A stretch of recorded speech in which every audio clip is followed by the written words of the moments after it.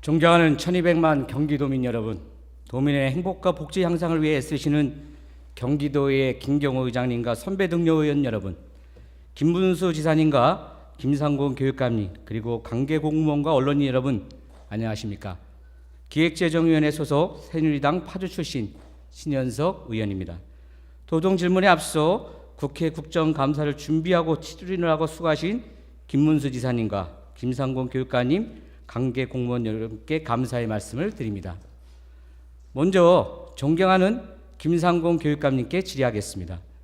본 의원은 오늘 경기도의 교육 발전을 위해 김상곤 교육감께 경기도 교육과 관련된 몇 가지 질문을 하고자 합니다. 첫 번째, 한국사 교과서 논란과 관련된 질의입니다. 역사교육은 학생들에게 애국심과 시민의식을 보따주고 국민적 정체성을 길러주는 교육의 핵심이라고 할 수 있습니다. 또한 국가를 이끌어갈 미래의 세대들에게 자기 나라 역사에 대한 자긍심과 긍지를 심어주고 올바른 역사 간, 국가 간 이념 정립의 틀을 확립하는 데 교육이 큰 힘이 보탠다고 생각되어집니다. 그렇기 때문에 역사교육은 무엇보다도 역사적 사실에 기초한 객관적인 자료와 올바른 해석에 근거하여 이루어져야 합니다. 정치적 이념이나 철학 등에 따라 사실을 왜곡하거나 침소봉대하는 등 역사에 대한 시각이나 해석이 달라서는 절대 안 됩니다. 하지만 최근의 한국사 교과서 논란을 바라보면 역사 교육이 이념 대립의 도구로 전락하여 정치적 논쟁의 대상이 되고 있어 매우 안타깝습니다. 최근 교육부는 문제가 된 교학사의 한국사 교과서를 비롯해 총 8건의 한국사 교과서에 대해 수정 보완하라고 권고 조치를 내렸습니다. 해당 한국사 교과서들의 문제점을 지적하고 이를 바로잡기 위해서입니다. 여기서 문제는 한국사 교과서의 논란에 정치적 중립을 지켜야 할 교육기관의 수장인 김상곤 교육감께서 동참하고 있다는 것입니다. 교육감께서는 교학사의 한국사 교과서가 사실에 오류가 있다, 편향적이다, 왜곡된 견해가 있다, 교과서의 적절성에 문제가 있다고 언론에 보도하며 한국사 교과서 논란에 스스로 뛰어들고 말았습니다. 김상곤 교육감께 질의하겠습니다. 첫 번째, 이번에 문제가 되어 수정 보완하고 권고 조치된 한국사 교과서는 모두 8종입니다. 이 가운데 좌편향 한국사 교과서에 대해서는 침묵하면서 유독 교학사의 한국사 교과서에 대해서 재빠르게 편향되었고 보도를 내는 것은 중립을 지켜야 할 교육감으로서 적절치 못한 행동이라고 생각하는데 이에 대해서 어떻게 생각하십니까? 둘째, 경기도 교육청은 교학사의 한국사 교과서에 대한 검토 분석을 통해 분석 자료를 발표하였습니다. 검토 분석에 참여한 전문가들의 인적사항, 학력, 경력 등이 포함된 명단을 제출해 주시고 답변해 주시기 바랍니다. 셋째, 일선학계에서는 김상곤 교육감의 발언 등 언론 보도들이 교학사의 한국사 교과서를 채택하지 못하도록 압력을 가하는 것이라고 생각되고 있는데 이에 대해 교육감 생각은 어떤지 답변해 주시기 바랍니다. 넷째, 교육부는 한국사 교과서 8종에서 총 829건의 오류, 편향, 왜곡 등이 있었다고 발표하였습니다. 하지만 경기도 교육청은 교학사의 한국사 교과서 외에 다른 7종의 한국사 교과서에 대해서는 분석 자료를 내놓지 않고 있습니다. 다른 한국사 교과서의 오류, 편향, 왜곡이 없다고 생각하는지 답변하여 주시기 바랍니다. 본 의원은 한국사 교과서가 이념 대립의 도구가 되어서는 안 된다고 생각됩니다. 또한 교육기관에서 국민 갈등을 야기하거나 교육감이 이념 대립의 선봉에 서서도 안 된다고 생각되어집니다. 따라서 김상곤 교육감께서는 이러한 이념 대립의 논란에 벗어나 교육감 본연의 임무인 경기도 교육 발전에 충실히 임해 주시기를 부탁드리겠습니다. 두 번째, 학교 중도 탈락자에 대해 질의하도록 하겠습니다. 우리 학생들은 청소년기의 대부분을 학교에서 보내기 때문에 학교에서의 경험과 생활이 청소년의 성장에서 매우 중요한 역할을 한다고 할 수 있습니다. 또한 학생들이 낙오하지 않고 학교 생활에 얼마나 잘 적응하냐는 우리 사회의 건전한 성인으로서 성장할 수 있느냐 없느냐를 판가름하는 중요한 관건이라고 할 수 있습니다. 특히 우리나라의 경우처럼 학력이 직업과 임금, 심지어는 사회적인 지위와도 연결되는 현실에서는 학교 생활과 그에 따른 적응 여부는 매우 중요하다고 생각되어집니다. 경기도 교육청에서는 제출한 최근 3년간 학교 중도 탈락자 현상을 보면 질병이나 개인 사정보다는 학교 생활 부적응 등으로 매년 2만 명에 달하는 학생이 학업을 중단하고 있습니다. 학생들이 학교를 그만두는 이유는 자기 발전을 위해 자발적으로 선택하는 것부터 학교에서의 권고에 이르는 것까지 매우 다양합니다. 그렇기 때문에 학교를 그만두는 행위는 모두 문제의 행동으로 간주하는 것은 바람직하지 않다고 본 의원은 생각되어집니다.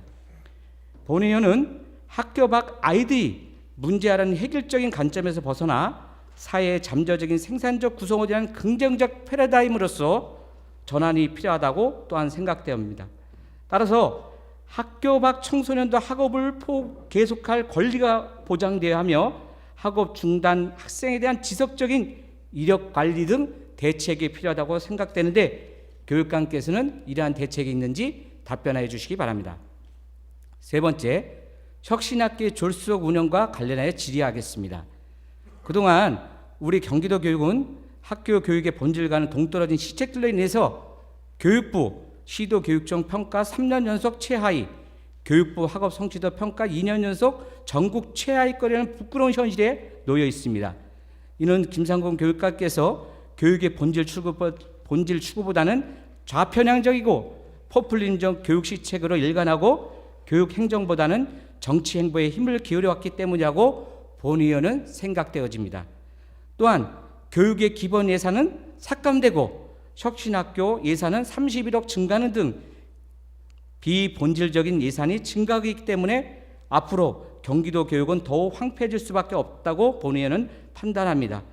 교육감님, 앞서 존경하는 이동화 의원도 바로 지적하였듯이 학교 혁신학교에 대한 몰아주기식 지원으로 일반 학교의 학생과 교원들에게 소외감을 안겨주고 그 결과 차별을 초래함으로써 교육 불평등 정책이 목소리가 높은데 교육감님은 이를 알고 계신지요?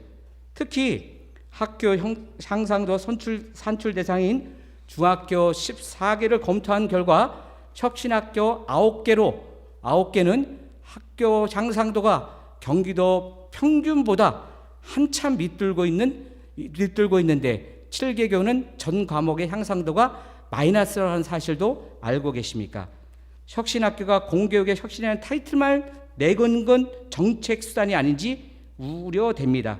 교육감님의 정치적 야망을 위한 도구로 이용되고 있는지 교육감님이 이에 대한 답변을 하여 주시기 바랍니다.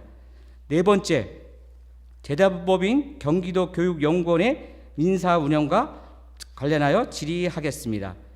경기도 산하기관들이 저마다 뼈를 깎는 구조조정을 하고 있는 상황에서 교육감께서는 오히려 몸집을 키우고 본인 코드에 맞는 연구를 위해 경기도 교육연구원을 재단 법인화했고 재단 이사장, 원장 등을 재단 운영진으로 구성한 것으로 알고 있습니다. 본 의원은 재단 운영진과 관련하여 교육감께서 어떤 의도로 이러한 인사 조치를 행하신지 묻고 싶습니다. 또한 경기도 교육연구원에 대해 교육감께서 가지고 계신 견해는 무엇인지 현재와 같은 인사 운영과 재단 운영에 문제가 없다고 생각하는지 답변하여 주시기 바랍니다. 이어서 본 의원은 존경하는 김문수 도지사님께 질의하겠습니다. 첫 번째, 지방교육재정교부금법 개정과 관련된 질의하겠습니다. 지방교육재정교부금법에 따르면 공립학교 설치 운영 및 교육환경 개선을 위하여 각 시도는 지방교육세뿐만 아니라 보통세 총액의 일정 비율을 교육비 특별 회계로 전출하도록 되어 있으며 이에 따라 경기도는 현재 보통세의 5%를 부담하고 있습니다. 참고자료 1을 보시면 지난 2004년 12월 지방교육재정교부금이 개정되면서 정부는 시도세 전입급의 비율을 3.6%에서 서울시는 10%, 광역시와 경기도는 5%, 기타 도는 3.6%로 상향 조정하였고 이 비율은 현재까지 그대로 계속 유지되고 있습니다. 물론 경기 침체와 세수 감소 등으로 인해 재정 여건이 악화되고 참고자료 이와 같이 재정 자립도가 급락하면서 지난 2009년부터 보통교부세 교부단체로 전환되는 등 재정난이 심각했음에도 불구하고 여전히 경기도의 지방교육 재정부담금 비율은 광역시와 같은 5%를 유지하고 있습니다.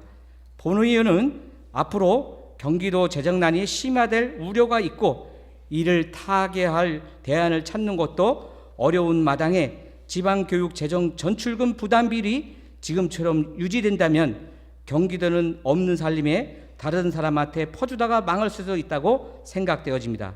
그렇기 때문에 다른 도와 마찬가지로 지방교육 재정 부담 비율을 3.6%로 조정해야 하고 현재의 비합리적이고 부당한 재정 부담 비율이 하루빨리 조정될 수 있도록 경기도가 적극적으로 노력해야 한다고 생각합니다. 본 의원은 지방교육 재정교부법 개정과 관련하여 도지사님께 어떤 견해와 대책을 갖고 있는지 국회와 정부의 이 문제 해결을 위해 어떻게 개선 요구를 할 계획인지 답변해 주시기 바랍니다. 둘째, 경기도 중점사업 선정 및 예산 배정 기준과 관련된 질의입니다. 현재 경기도가 재정난으로 어려움을 겪고 있습니다. 2014년도 재정의 우선순위와 어떤 기준과 원칙을 가지고 생각되는지 도지사님이 답변하여 주시기 바랍니다. 세 번째, 공공요금 조정 여부와 관련된 질의입니다. 경기도가 재정 여건이 악화됨에 따라 예산 부족 문제가 발생하고 장기적인 경기 침체로 특단의 경기 부양책이나 경기 회복을 위한 대안이 필요하다고 생각되는 시점입니다. 일반적으로 세수 확보를 위한 방안으로 공공요금 및 공공시설 사용료, 이용료 등의 조정을 고려하는 경우가 많고 실제로 그렇게 하는 경우도 많이 있습니다. 도지사님께서는 현재 재정 위기를 해결하기 위해서 어떤 방안을 갖고 있는지 답변하여 주시기 바랍니다. 네 번째, 공무원의 복지 및 예비 합격자 제도 도입과 관련된 질의입니다. 먼저 공무원 복지와 관련해 말씀드리겠습니다. 서울시의 경우 장기 근속 공무원에 대한 장기 휴자 제도를 도입하고 있는 것으로 알고 있습니다. 경기도도 공무원의 사기 진작 등을 위해서 장기 휴가 제도가 필요하다고 생각하는데 도지사님의 견해를 말씀해 주시기 바랍니다. 다음으로 공무원 임용 시 예비 합격자 제도를 도입하여 결혼에 따른 불필요한 재공고 등을 막을 수 있다고 생각되어집니다. 예비 합격자 제도를 도입하여 불필요한 행정 낭비를 방지하는 것이 필요하다고 생각되는데 이에 대한 도지사님의 견해는 발표해 주시기 바랍니다. 다섯 번째, 소규모 민간 노인 요양시설의 주방 조리원 인건비 지원과 관련하여 질의하겠습니다. 전국의 노인 요양시설은 4,326개소로 우리 경기도에 1,258개소가 존재하며 전국 대비 약 30%에 달하는 많은 노인 요양시설이 운영되고 있습니다. 이 가운데 약 73%인 915개소가 30인 미만의 소규모 노인 요양시설입니다. 이러한 노인 요양시설에서는 돌봄이 필요한 중증의 많은 어르신들을 정성으로 보살펴드리며 노인학대나 유기 등 사회적 병폐로부터 어르신들을 보호하며 행복한 노후를 영위할 수 있게 하고 있습니다. 건강보호공단의 발표에 따르면 노인 복지에 대한 장기 요양제도의 인지율이 67%, 제도의 필요성과 이용 희망률이 93%에 이를 정도로 매우 긍정적이고 낙관적으로 운영되고 있습니다.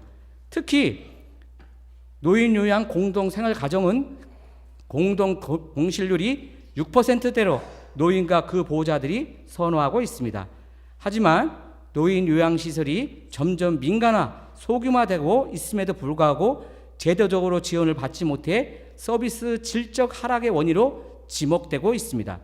실제로 사회복지사업법 제24조 및 동법 시행령 제20조 규정에 따라 법인시설과 개인시설은 달리 구분하여 규정받지 않고 있음에도 불구하고 법인시설은 종사자 처우 개선비, 특별수당, 기능보강비 등을 지원받지만 개인 운영시설에 대해서는 장기 요양급여 수가 외에는 어떠한 지원도 받고 있지 않는 실정입니다.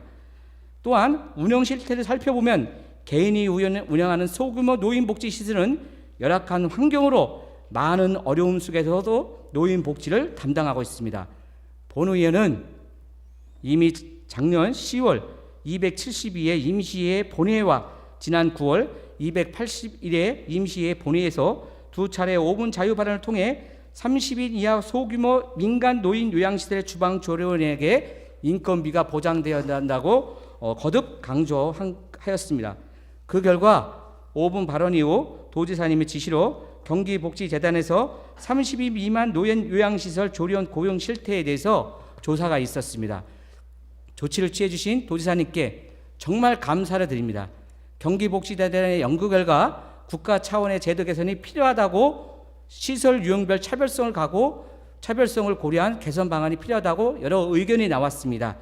현재 노인 장기 요양보호법의 시행규칙 일부 개정에 따라 노인 요양시설의 조리 인력비에 대한 지원 방안이 마련되어 있긴 하지만 현장에 있는 소규모 시설의 원장들은 조리원을 채용하고 싶어도 채용하지 못하는 현실이라고 말할 수 있습니다.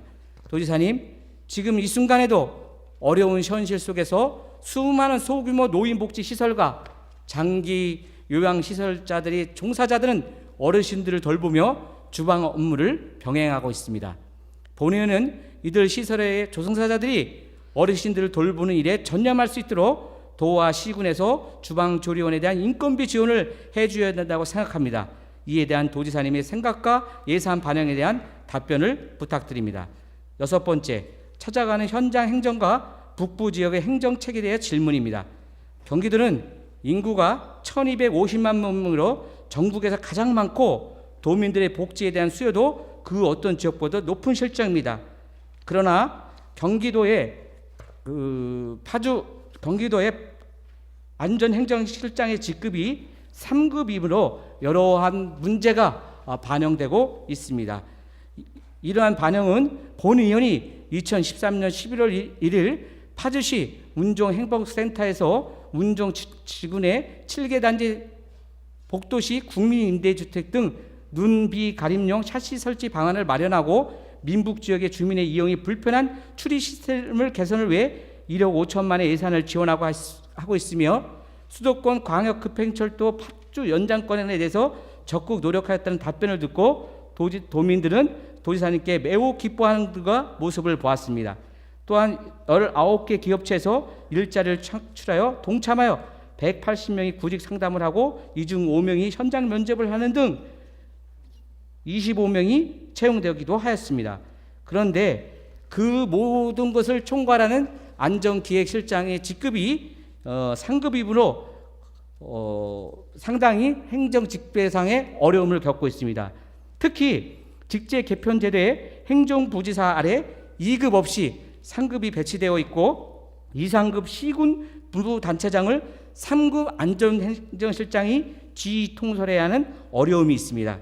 규제 해소를 위한 군사협의 시 군부대와 직급이 맞지 않는 등 모순된 조직체계로 과연 안전행정을 선도했을지 우려됩니다. 존경하는 도지사님께서 경기도는 대한민국에서 가장 큰 광역 지방자치단체로 특히 북부 청사는 전국 5위의 인구 규모로서 지역 특수성에 따른 국가 특수행정을 수행하는 경기도의 안전행정실장 직급 상향 조정이 시급히 이루어져야 한다고 생각하는데 이에 대한 도지사님의 견해와 직급 상향에 관한 진행사항 그리고 앞으로 추진 계획에 대해 발표해 주시기 바랍니다.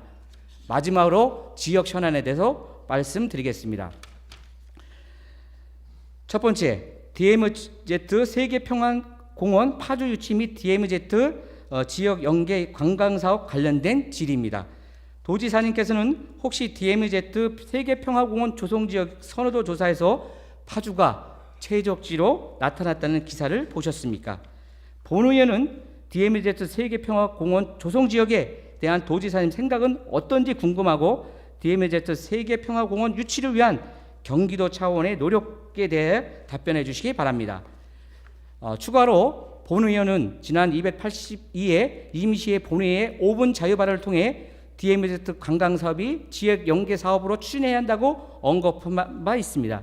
연간 500만 회 이상이 DMZ 관광지를 방문하고 있음에도 불구하고 지역과 연계된 관광상품 개발이 미흡하여 지역적 효과가 전혀 나타나지 않았음을 주장하고 강조하였습니다. 이에 다음과 같이 4가지 사항에 대해 요청도 하였습니다. 첫째, DMZ 관광지역과 부근 농촌마을과 연계 관광이 가능하도록 DMZ 관광지와 주요 농촌마을이 있는 셔틀버스의 도입과, 둘째, DMZ 관광 인근 지역에서 재배되는 친환경 농산물들을 관광객들 쉽게 접근할 수 있도록 친환경 농산물 상선 판매장을 설치하고, 셋째, 원활한 농산물 가공시설의 설치, 넷째, DMZ 주요 관광지에 대한 주변 농촌 마을에 대한 관광 안내자료 및 간판 설치, 마을 해설사 제동 등 적극 지원 등을 요청하였습니다. 5분 발언 이후 관계부서에서 주요 요청사항에 대한 답변이 왔습니다. 본 의원은 지역 연계 관광 사업에 대한 현실적 방안을 요청하였으나 답변 내용은 검토 수준에 불과하여 매우 안타까운 현실이었습니다. 너무 실망스러웠습니다.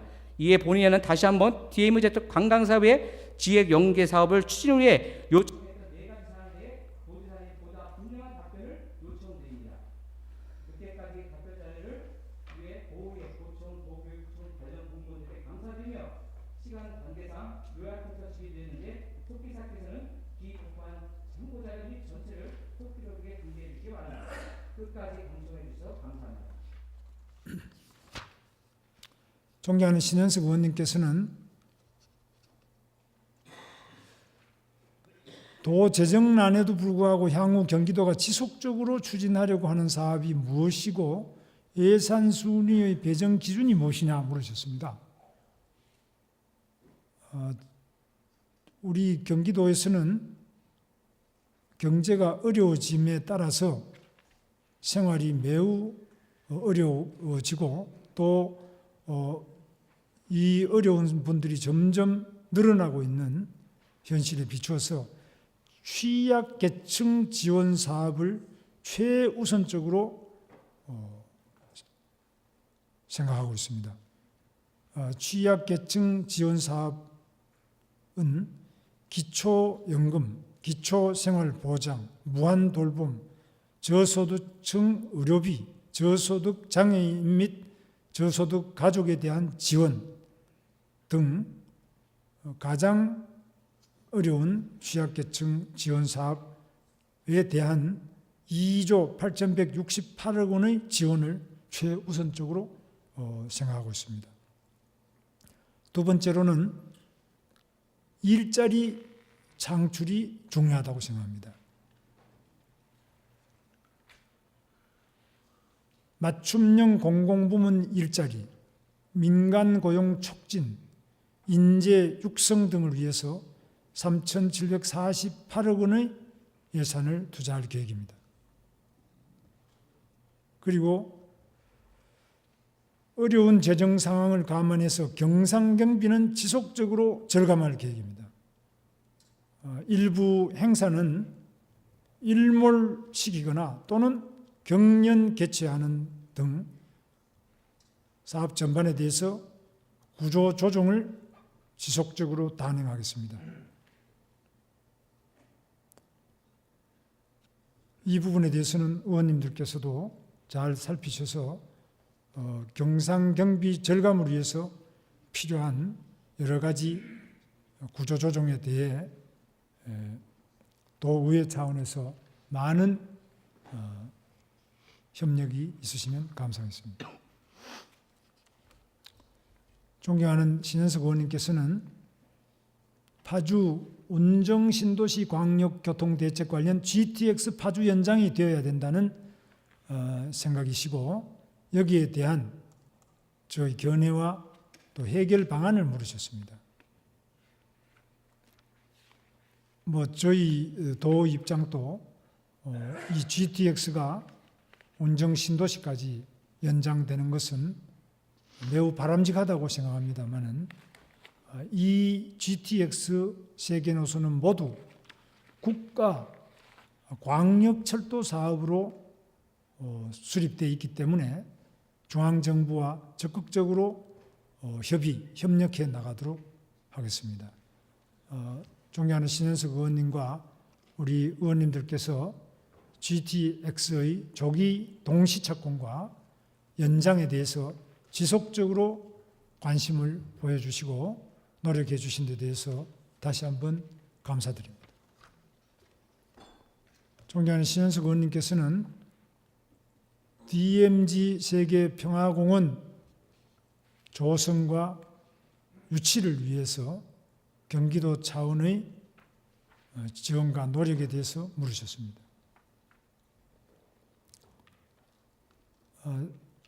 존경하는 신현석 의원님 말씀처럼 경기 북부 지역은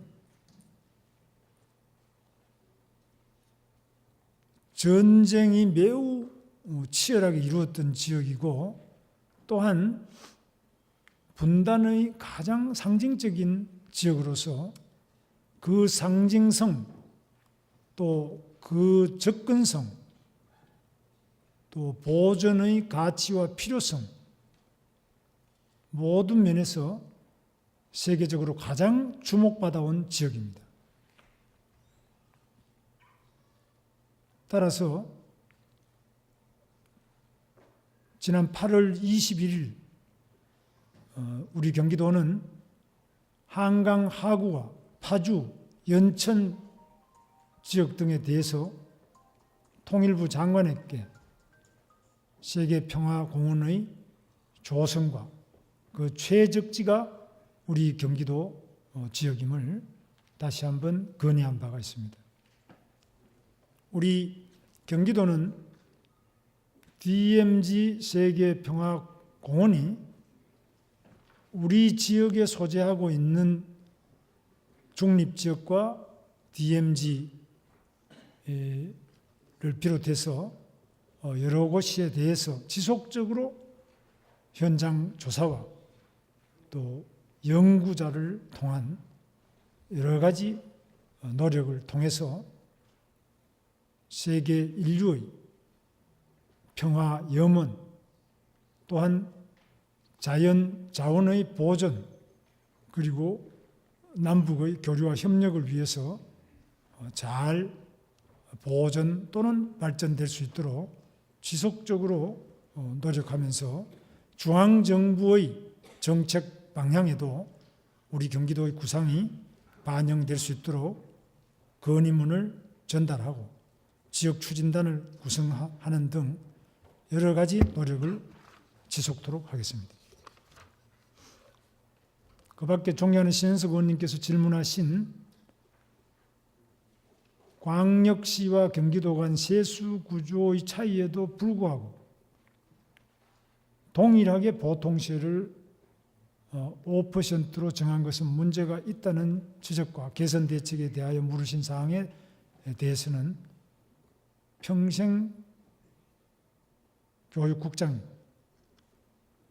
세수 확보 방안으로 공공요금 등을 합리적으로 조정하는 방안과 장기 근속 공무원에 대한 장기 휴가제 도입 및 공무원 임용 시 예비 합격자 제도를 두어 결혼 시 충원하는 방안에 대해서는 자치행정국장이 소규모 노인 요양시설의 주방조리원 인건비 지원 건의에 대해서는 보건복지국장이 답변드리도록 하겠습니다. 또한 현재 상급인 안전행정실장의 대외적 협상력과 효과적인 역할 수행을 위하여 직급 향상이 필요하다는 지적에 대해서는 기획조정실장이 파주 운정 신도시에 대한 LH공사의 광역교통망 축소에 대한 대책 방안과 대중교통 인프라 향상 방안에 대하여는 교통건설국장이 GTX 사업 연장 방안 및 경의선 정편 등의 검토에 대해서는 철도물류국장이 DMZ 관광지역과 부근 농촌 마을이 연계하여 관광이 가능하도록 셔틀버스 등 인프라 구축에 대해서는 농정국장이 소상하게 답변 올리도록 하겠습니다. 존경하는 신현석 의원님께서는 최근 교육부에서 문제가 된 교학사의 한국사 교과서를 비롯해 총 8종의 한국사 교과서에 대해 수정 보완하라는 권고 조치를 내렸는데 다른 좌편향 교과서들의 문제에 대해서는 일절 언급 없이 교학사의 역사 교과서만을 우편향이라고 비난하고 있어 문제라고 하시면서 다음 사항에 대해 질의하셨습니다. 첫째, 교학사의 한국사 교과서에 대해서만 재빠르게 편향되었다고 보도를 내놓은 것은 중립을 지켜야 하는 교육감으로서 적절치 못한 행동이라 생각하지는 않는지. 둘째, 교과서를 검토 분석한 전문가의 인적 사항이 포함된 명단을 제출해 줄 것. 셋째, 교육감의 발언, 언론 보도들이 교학사 교과서를 채택하지 못하도록 학교에 압력을 가하는 것은 아닌지. 넷째, 교학사 외에 다른 7종의 한국사 교과서는 오류, 편향, 왜곡이 없다고 생각하는지에 대해 물으셨습니다. 답변 드리겠습니다. 교학사의 한국사 교과서를 검토하게 된 계기는 그 교과서가 일본의 극우 교과서보다도 친일적이거나 편향적이라는 지적이 있는 등 당시에 사회적으로 논란이 되었기 때문입니다. 도교육청은 교육을 담당하는 기관으로서 이런 사회적 논란의 사실 여부를 확인할 필요가 있었고 이번 검토는 이런 차원에서 이루어진 것입니다. 다만 검토 결과는 내부 검토 자료로 활용하고 있으나 이를 도의회의 요청에 의해 보고한 것이 언론에 보도된 것입니다. 이런 의도로 한국사 교과서를 검토하였기에 검토에 참여한 전문가들의 인적사항이 포함된 명단을 제출하는 것은 적절치 않다고 생각합니다. 이 점에 대해 의원님께서 해량하여 주시기 바랍니다. 역사교과는 단순히 역사적 사실만을 가르치는 것이 아니라 역사를 바라보는 관점과 역사를 공부하는 방법을 가르치는 교과입니다. 일방적이고 편향적인 관점을 강요하도록 만들어진 논란의 교과서가 문제라는 것은 누구나 인정할 것입니다. 이런 면에서 한국사 교과서들에 대한 정부의 수정 지시는 정부 스스로 문제가 있음을 인정한 것이어서 일면 다행스럽게 생각합니다. 끝으로 교과서의 채택 문제는 일선 학교에서 정해진 절차에 의해 추진할 사항입니다. 경기도교육청은 학교와 역사교사들의 전문성을 믿으며 교과서를 채택하는 과정에 압력을 행사할 의도는 전혀 없다는 것을 양해하여 주시기 바랍니다. 존경하는 신현석 의원님께서는 재단법인 경기도교육연구원의 인사운영과 관련하여 경기도 산하기관들은 스스로 구조조정을 행하고 있는 상황에서 오히려 몸집을 키워 경기도교육연구원을 재단법인화하였다고 하시면서 경기도교육연구원에 대한 교육감 견해와 현재 인사운영으로 재단 운영에 문제가 없는지에 대하여 질문 주셨습니다.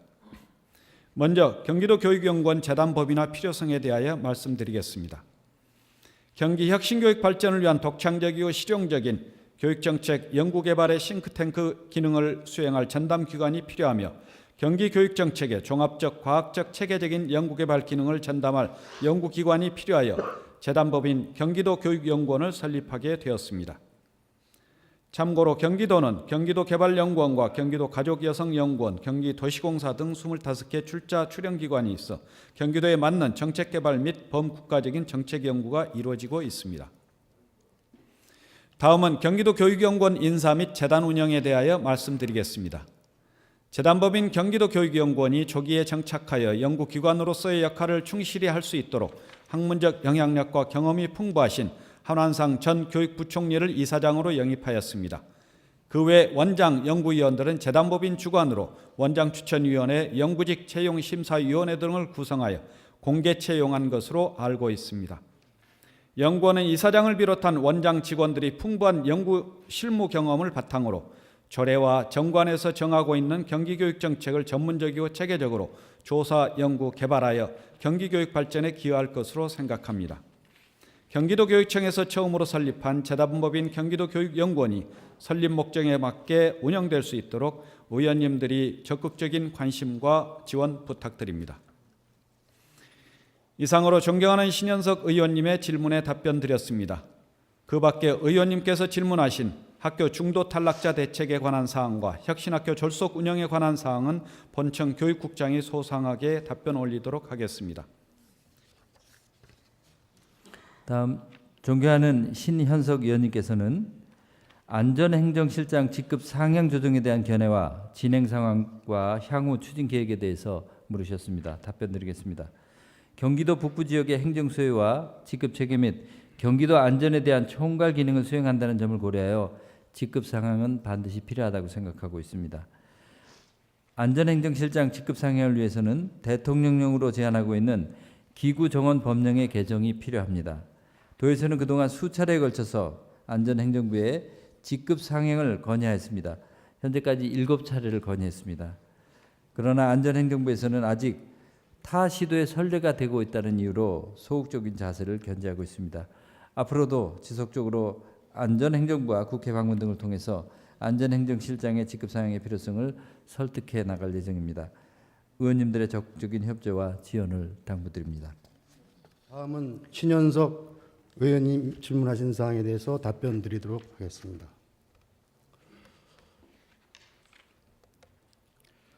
존경하는 신현석 의원님께서는 파주 운정 3지구 광역교통 대책 중 일부 사업 축소에 대한 대책을 물으셨습니다.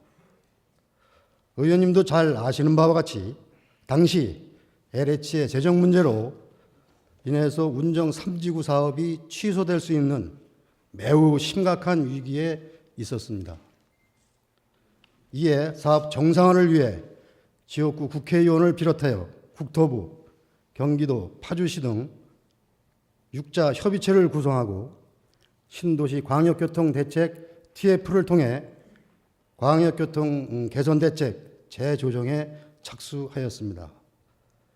개선대책 축소에 따른 교통용량 최소화를 위해 사업 재개가 아닌 시설 규모 조정과 대체 노선을 개설해서 교통 문제가 없도록 한 사항이며, 지적하신 김포 관산 도로는 당초 계획에서 차로수를 축소하는 대신 연결도로인 지방도 363호선을 추가 확장하였습니다.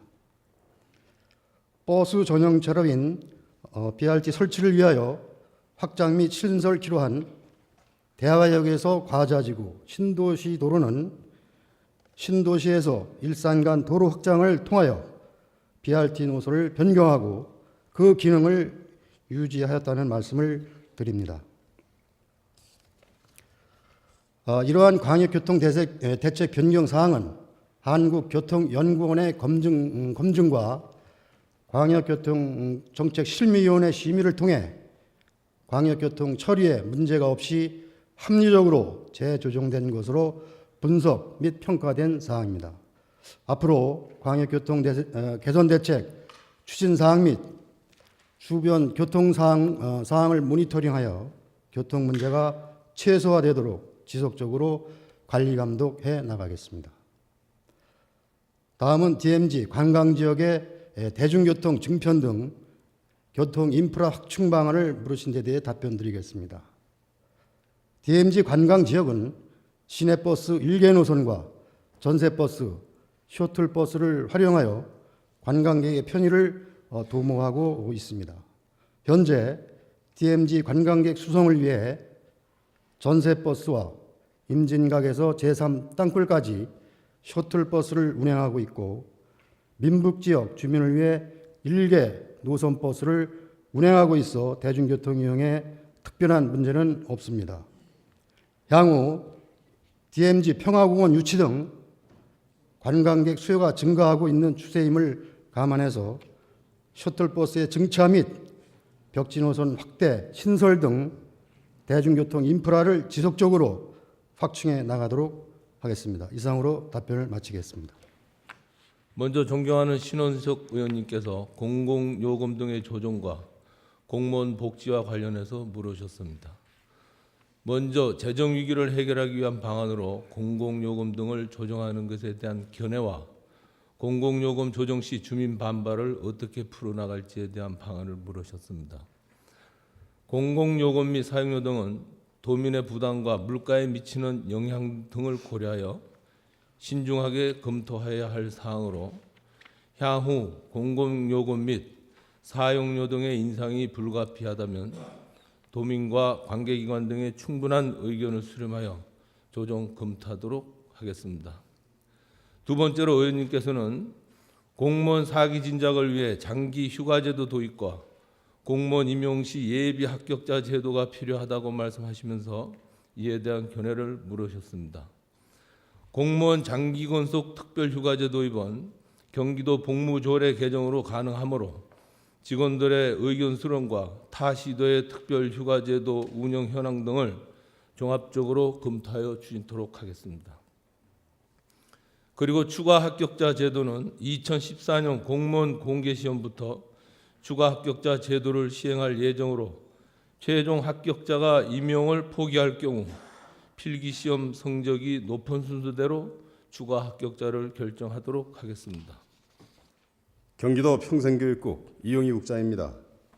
존경하는 신현석 의원님께서는 경기도가 재정자립도의 급락으로 보통교부세 교부단체로 전환되었음에도 세수구조가 매우 유리한 광역시 수준으로 지방교육 재정을 부담하고 있는 것은 매우 비합리적이고 부당한 처사라고 지적하시면서 지방교육재정교본법의 개정에 대한 견해와 대책, 그리고 국회와 정부에 대한 개선 요구에 대해서 물으셨습니다. 답변드리겠습니다. 경기도는 계속되는 부동산 세수 감소와 복지 비용의 증가, 그리고 경기도의 특수한 여건과 부합되지 않는 관계 법령의 폐해로 인해서 학교용지 매입비 분담금 등 법정 부담금을 제대로 감당하지 못해 경기도 교육청과 함께 심각한 재정난을 겪고 있어서 근본적인 대책으로 지방교육재정교분법의 개정이 절실히 필요한 시점이라고 생각됩니다. 정부는 매년 700억 원이나 되는 경기도의 특별한 희생을 외면만 할 것이 아니라 국가재정을 더 확충하여 시도교육청 등의 재정 손실도 보전해 주면서 경기도의 부담도 완화시킴으로써 교육재정비 전출금의 안정적인 정리에 도움을 주는 방향으로 지방교육재정교분법을 시급히 개정하는 데 적극 협조하셔야 할 것입니다.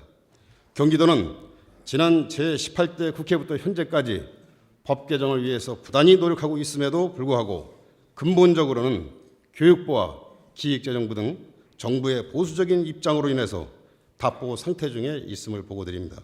현재 국가교육재정의 확충을 위해서 성남시 출신 김태년 국회의원님과 부천시 출신 김상희 국회의원님 등께서 발의하신 법률 개정안 3건이 국회에 계류 중에 있으며 경기도의 부담률을 조정하는 개정안을 평택 출신 이재용 국회의원님께서 대표 발의하시고 원희철 홍문전 의원님 등 12분께서 공동 발의하신 법률 개정안이 현재 국회에 계류 중에 있습니다.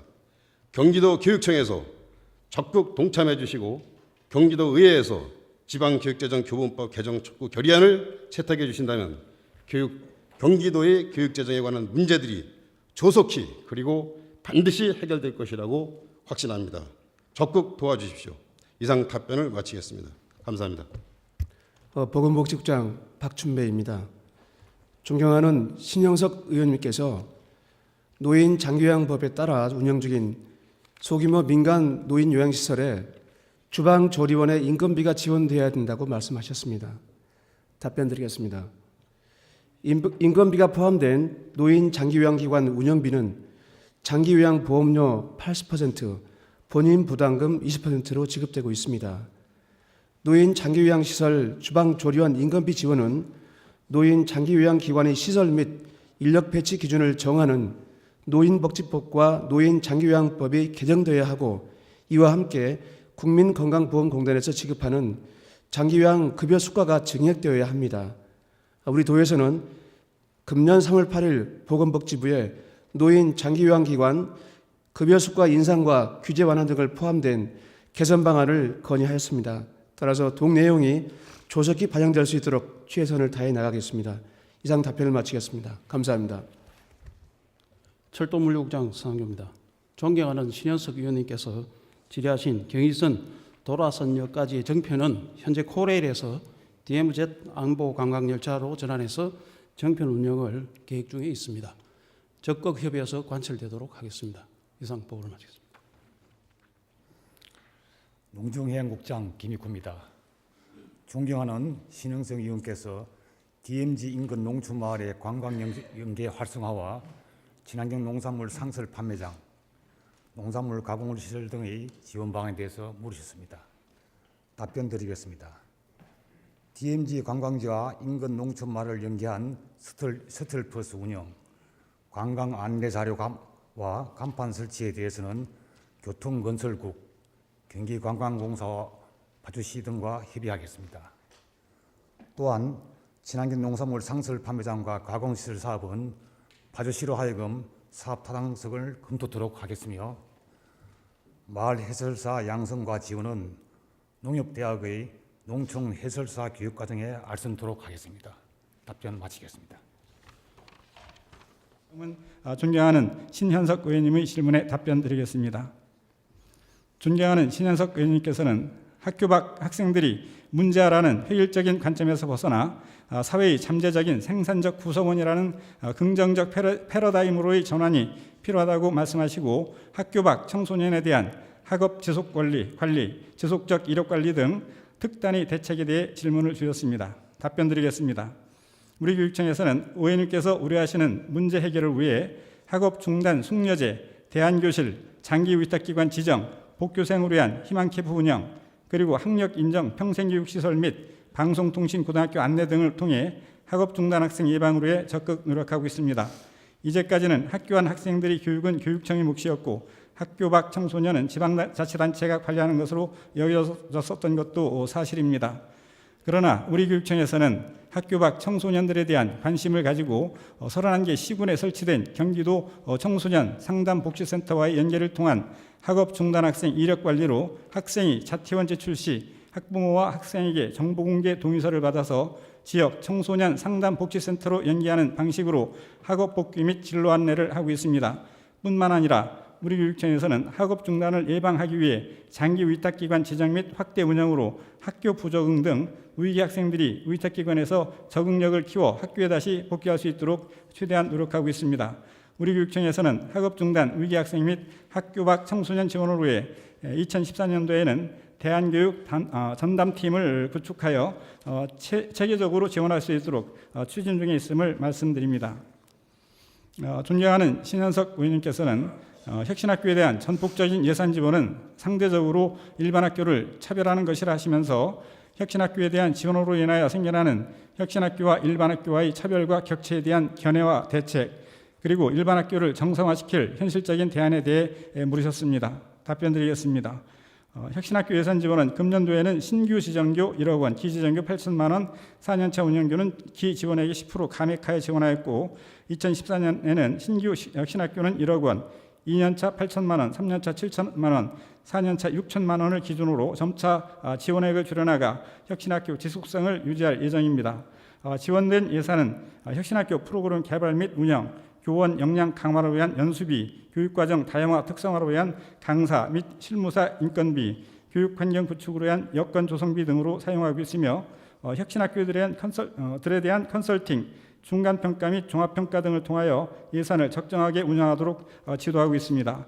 이러한 노력을 통하여 혁신학교는 교사습 방법 및 평가 방법 다양화로 학생들의 수업 만족도 향상, 구성원들의 자발성에 기초한 활기차고 생산적인 학교 문화 조성, 학부모 교육활동 참여 증가 등의 공교육 정상화의 모델 학교로 성장과 변화를 가져오고 있다는 말씀을 드립니다.